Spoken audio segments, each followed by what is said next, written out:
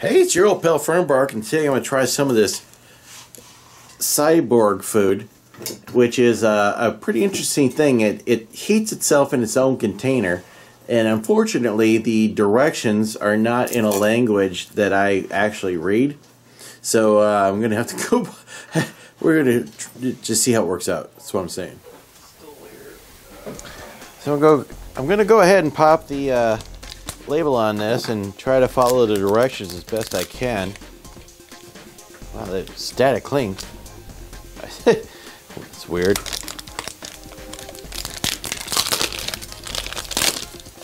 Wow, that's pretty close. It's a like a cork exterior.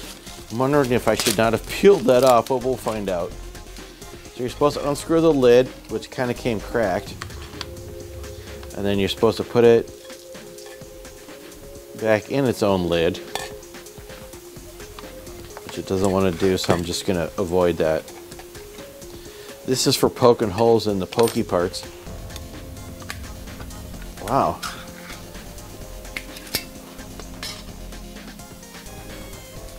Alright, it looks like I need to pop this top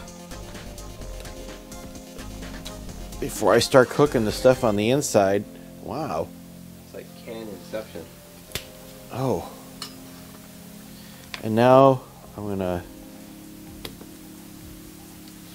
poke this down. Hey, you want to check, make sure I'm actually filming this? Okay. It just doesn't really go down super easy. There we are. What she said. It smells pretty good though. If you can, there we are. And then apparently this is going to cook food. Just from poking holes in it? Well, what you're doing is introducing the materials that will make a combustion. Kind of like a hand warmer? Where you Yeah, exactly. Expose it to air. Okay. Me and Mark from Meat Carbs Outdoors are going to try this. I need to really actually research the country this came from because I don't remember. Go ahead, throw some in there. It's been stewing for about half an hour. It smells pretty good.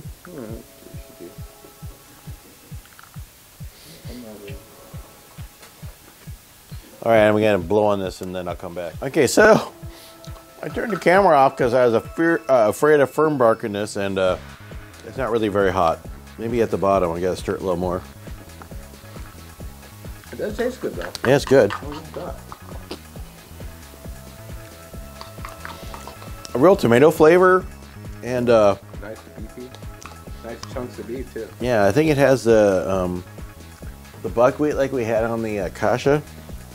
Yeah, it tastes nothing like that. No, there's a lot of tomato. Yeah. It's really good.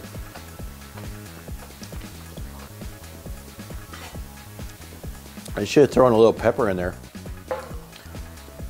Anyhow.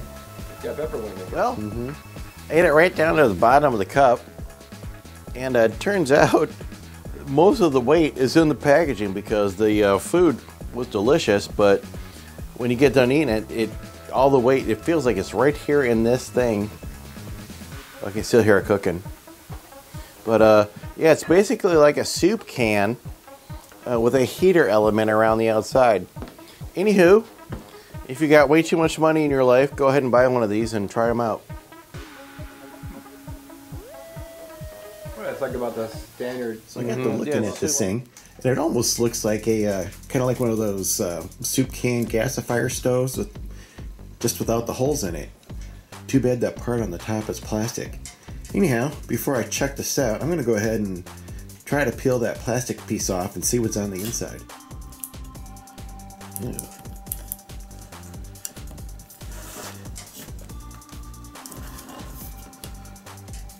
Thing's really in there pretty good.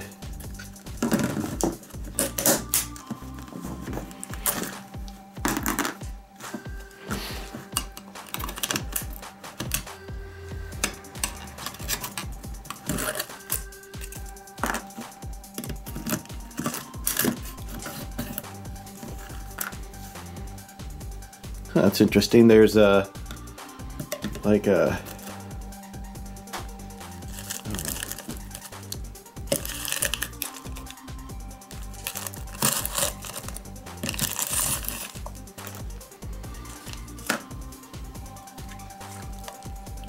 was like some kind of... I'm going to get something to pour that in.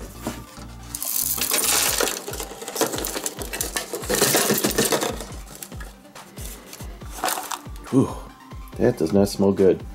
And there's more, whatever that is, packed down inside of there. There'd probably be a job in... Oh, that stinks. Well, that's the inside of the can.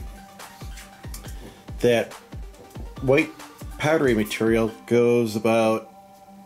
Well, it goes all the way to the bottom, but it came up about 3/4 to halfway to 3/4. So it's not worth digging out. That's hard to get out of there, and it stinks, and it's probably caustic and nasty. So anyhow, I think we're just going to call her quits for this little experiment. Anyhow, hope you guys enjoyed this, and as always, thank you for watching.